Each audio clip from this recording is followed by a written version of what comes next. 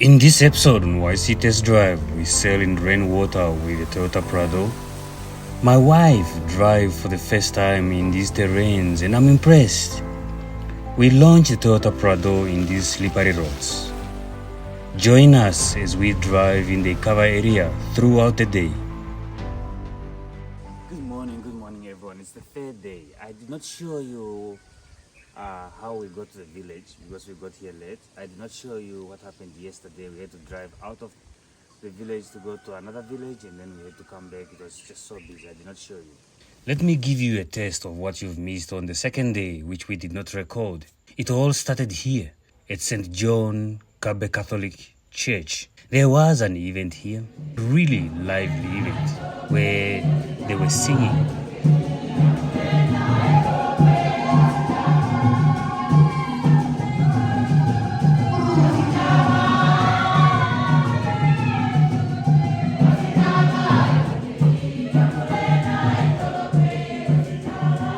I speak under correction, but just to give you a quick translation of what they are singing. They are saying the word of God should be translated, or it should be delivered to people. If there's anyone who understands my language, knows and hears what they are saying, please write in the comment below.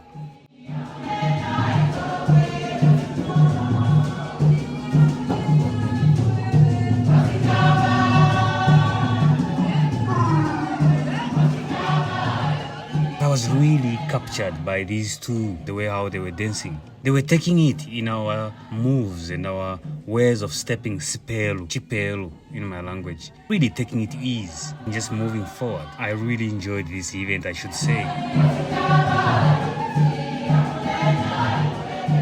And it actually did not stop here.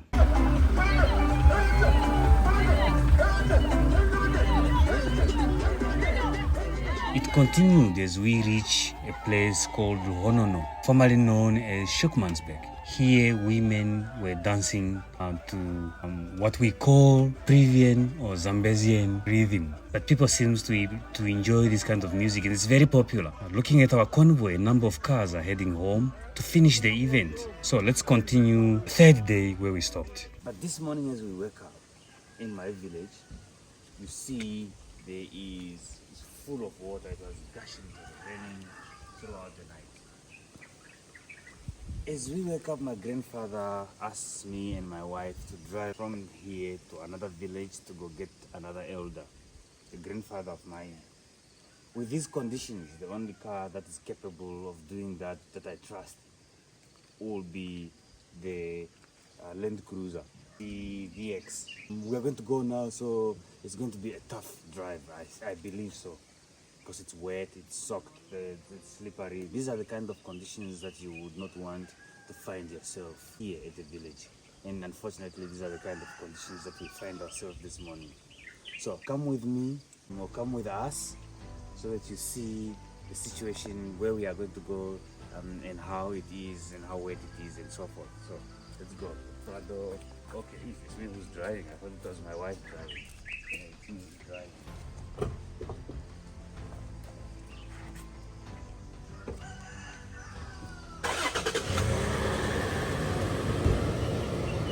Even though I mentioned in the video that these are the conditions that you wouldn't want to find yourself at home, these are the conditions that I've been always looking forward to. The conditions I've been relishing, the conditions I've always wanted when I'm at home, especially with this car, the Toyota Prado. Here, I explained to my wife how families are, whose courtyard is which, and she also wants and keen to find out.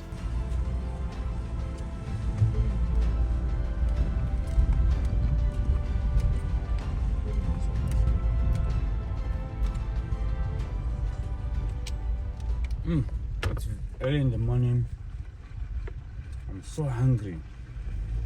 I'm eating fat cakes, and it really tastes good when they have overnighted. Because they are not fatty. Makes them really good.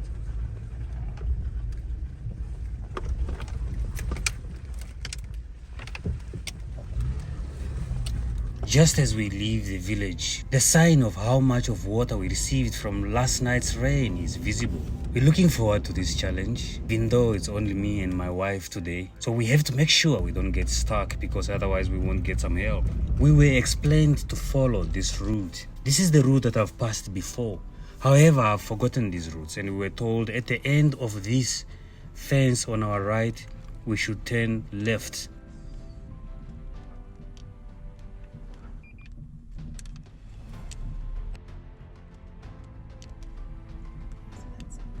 So it's very important that we are watching and looking to make sure that we do not miss the road, as it's now so green that these small roads are hardly visible. But we find it on the left. As we continue with my wife, she has a number of questions that she wants to find out about events that are happening at home. And I'm happy to explain these to her.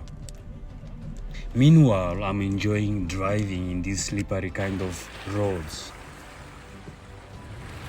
Already this is a test. Fortunately enough, the surface itself is still quite hard, good enough for the Prado to get some grip.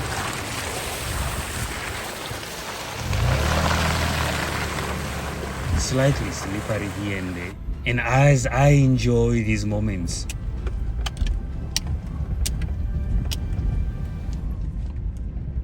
it seems like my wife also wants to drive, and I was happy to give her the test of driving in these kind of terrains, and this is the point where we had to exchange. And now she's driving, taking it easy and gentle as I watch her taking her time to get used to these roads. Slightly slippery here and there.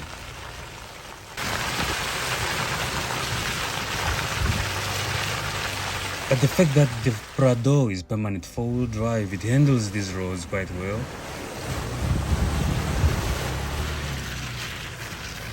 These track roads are soggy wet today.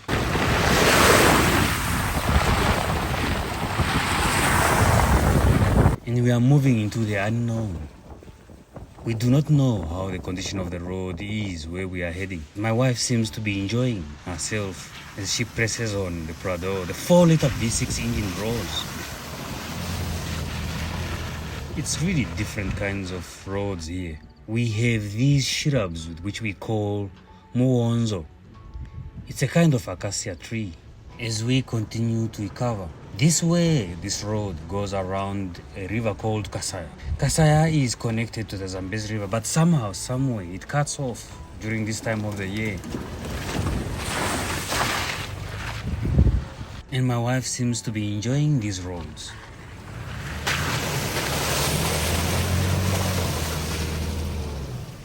As we reach the point where we need to cross the Kasaya, this point is very sandy.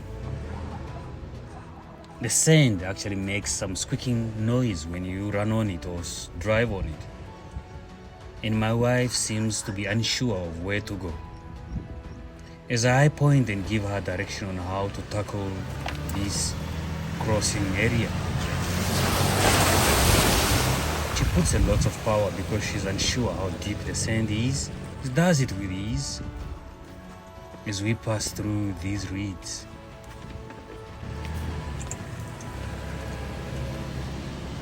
A sign of being Kuchana, Kwasana and Lozi. We meander through these roads. And it seems like my wife is getting a hang of it, which is good to see.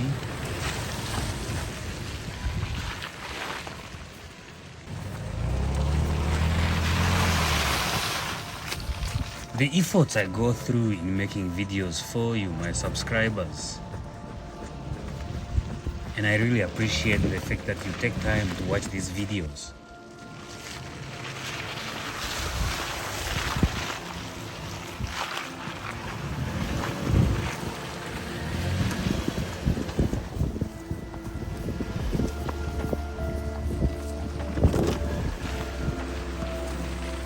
We continue to recover area. We have crossed Kasaya. Here she steps on it.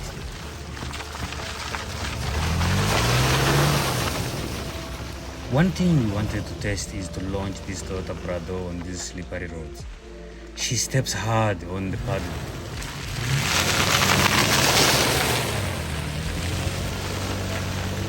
the wheels spinning and sliding a bit, which is so fun for me to watch. In this area, there is this kind of grass. It looks like certain plants, but so flowery with yellow flowers. It's always fascinating to see this kind of grass here. The roads are covered in water these days. And it seems my wife is getting comfortable because I can see how she's stepping on the Prado, the speed that she's maintaining. However, I know the challenges that this road has. Soon, she'll be sliding, I'm sure.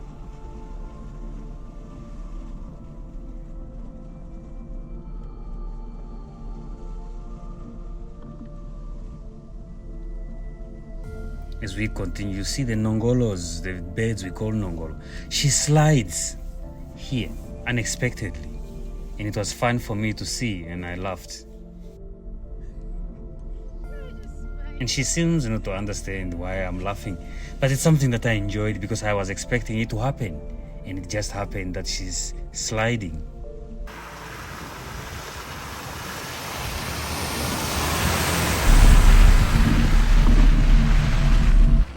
This is what I this is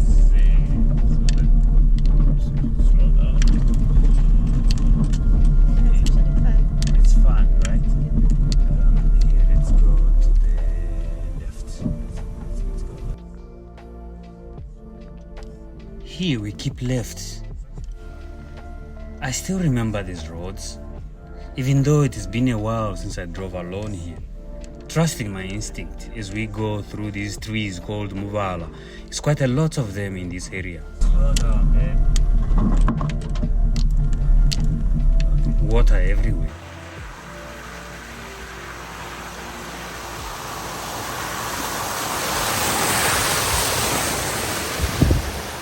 I should say more than 70% of our time as we drive now, we were driving in some sort of water or somehow wet. We get at this area, again, two roads split. We keep left. As I remember correctly, the road on the right should be going Kuvena and Njenjema. It's a village also in this area. This grass is quite tall and green. More like mahangu or millet stems.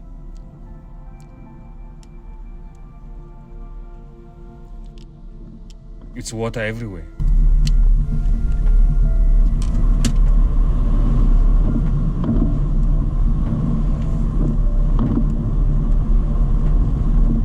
And my wife is comfortable for now. She has seen what can happen if she steps on the paddle, on the gas too much. She's taking it with ease. She's getting experience of it.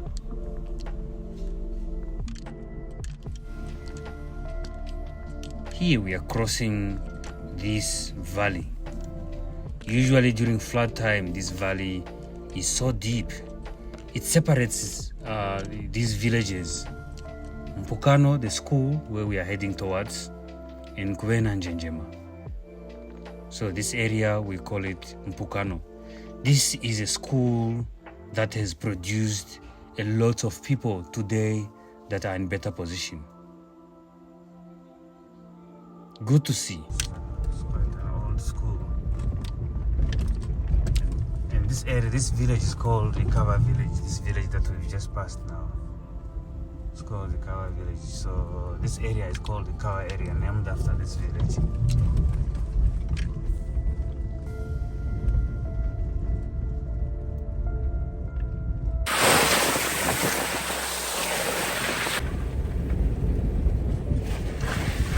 At this point, we have been driving for a couple of hours so far.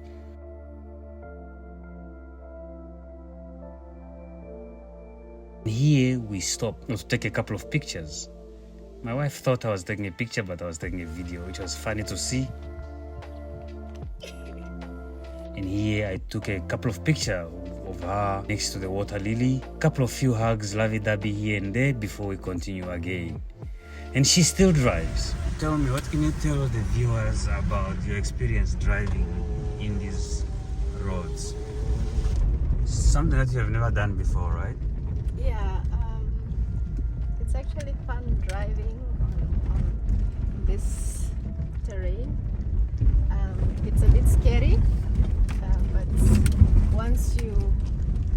starts, then you feel more comfortable to drive on it. So it's been good.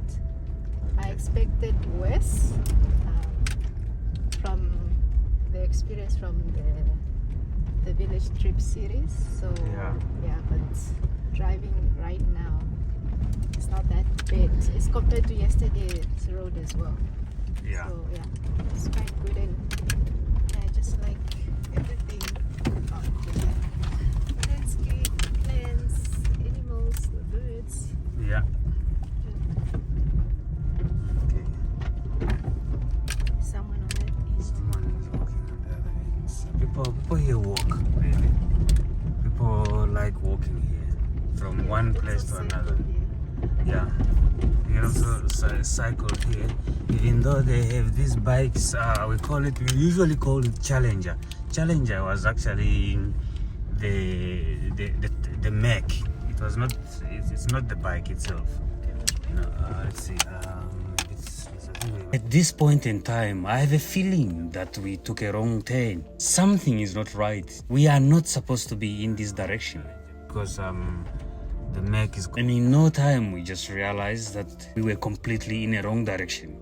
Oh no, we are not here. Actually, we just came at the dead end, Monica. This river, actually. We need to go back. We need to go back. Oh my. This river is called Kasaya. Let me show you. You remember in the village trips, my grandfather was talking about the river called Kasaya. It's this one. Let's just quickly jump out so that I show you Kasaya, how it looks like. We just found ourselves here. People do fishing. Yeah. So, yeah, this is Kasaya that my grandfather was talking about. If you remember well, in this video, in the start of this video, we crossed a river called Kasaya, a sandy area. This is where the river continues. So this is Mukolo. The Kasaya River. There is just no way to find the Mukolo here. It's just begging for me to go in it. Looking at Mukolo, Vuato, in Subia. I'm really looking forward to jumping. Get the right shoes to ride Mukolo. Where are you going? My wife is terrified for me to jump in Mukolo. She just feels I'll drown or I'll fall in. And she's really trying to discourage me. In the end, I'm also not sure about the area here. There might be hippos close by. So in time, I just got back again on the shore. Really quite unsure and unstable. Yeah, but these are the boats that we use for transport. You know, a source of transport from one place to another. Different size, different shape, different kinds of wood. So this specific wood, that one, it's a bit heavy.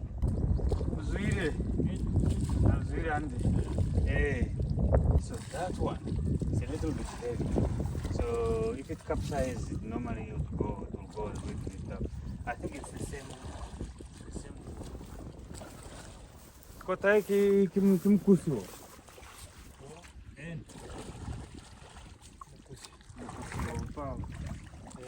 So it was good to meet with a brother here.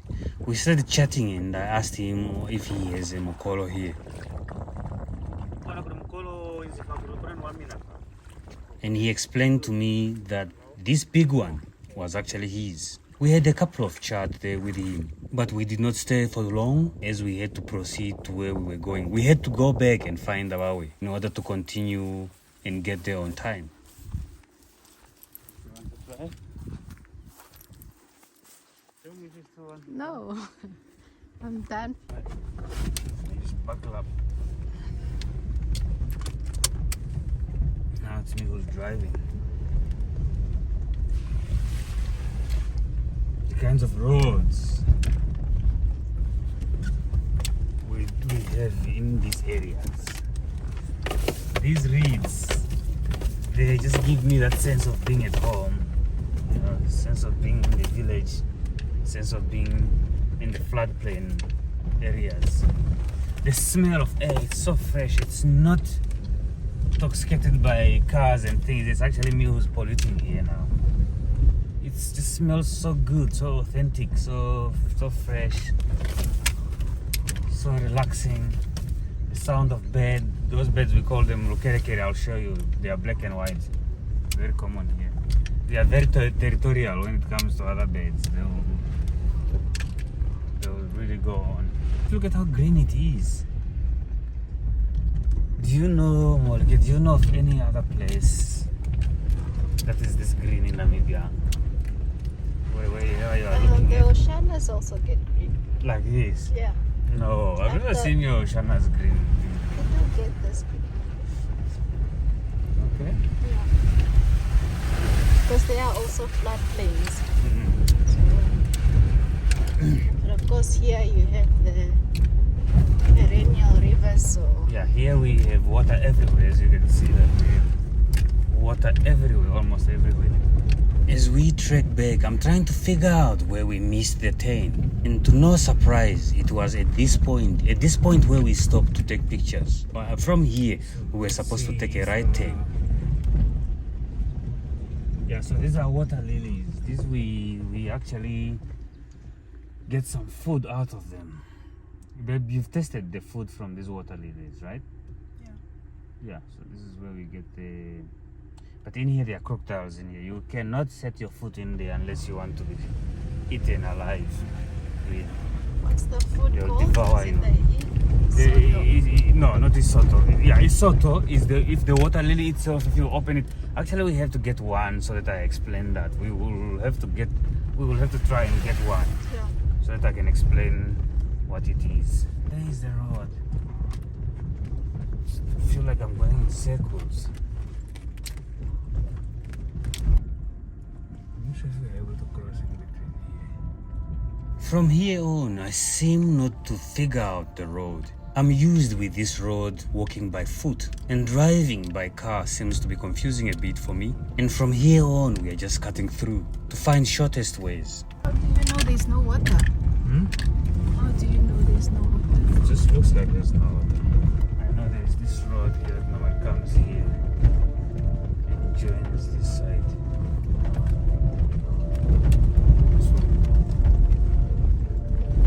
These are my roads. We used to walk by foot in here. Walking here by foot all the way to my grandmother's village, which is on the other side, which is called Itomba. Cutting through from village to village.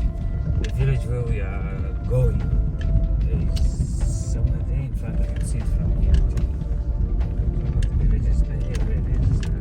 And cutting through is really quite easy because there are not much of potholes in here.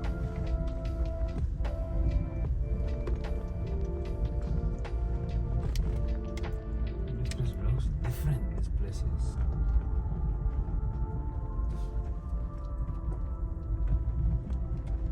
So I thought the old man that we are supposed to come collect is here, Matondo. That's how it's called. But actually, he's moved to Mwavuka. And he's actually at a village called Matondo, Itomba. That's where we are going now.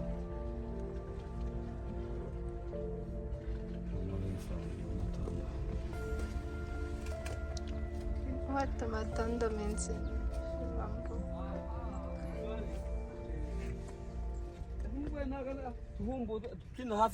Tuweni tuna. Tukatantukira hana. Here we get the directions from this gentleman. He's directing us on the route to take. And he says it's easy, we must go with a road called Maliratau. Maliratau means a place where lions roar. And it's the road that we need to get from here.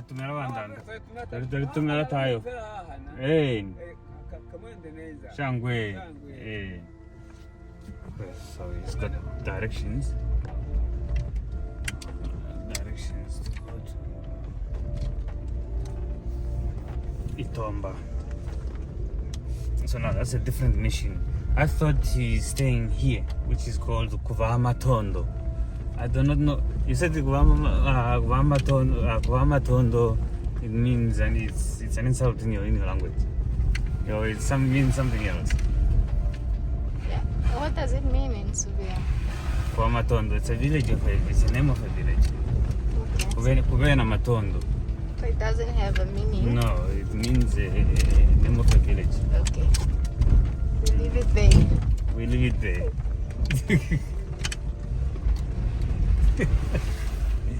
Languages, this is the fun of languages. No, for us that does not mean anything. But from your reaction, I don't know what it means in Oshiwambo.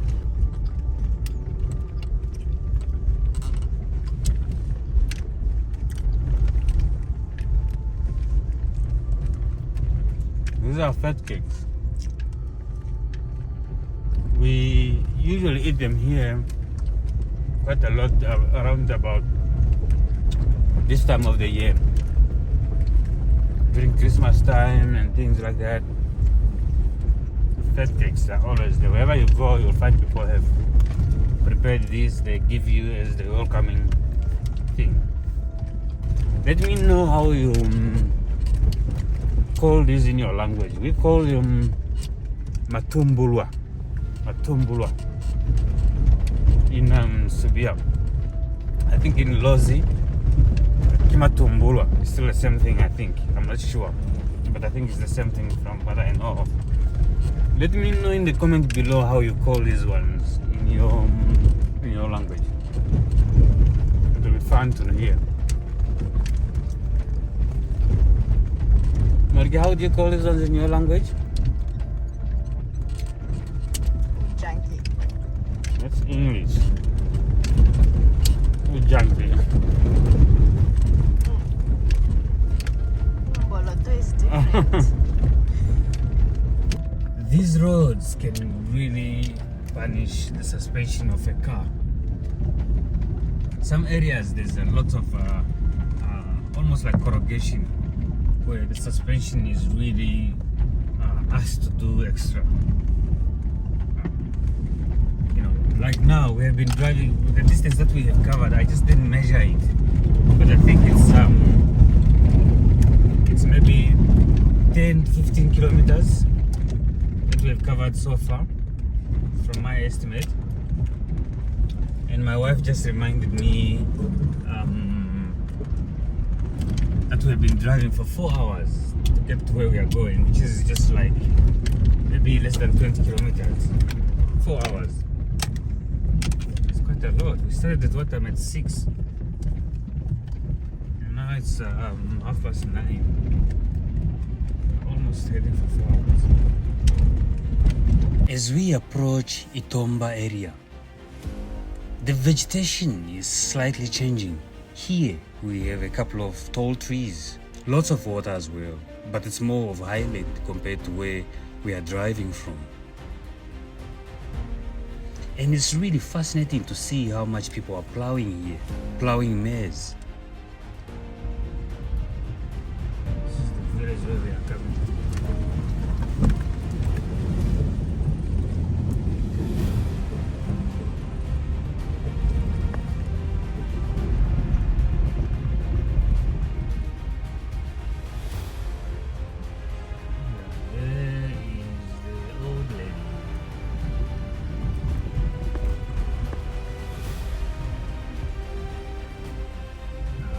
That lady's name is Vanasta.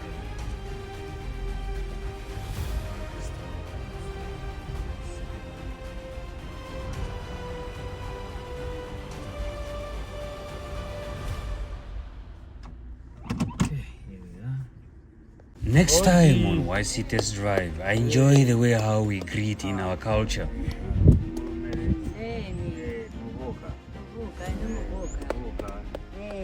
The old man gives us very important advice about marriage.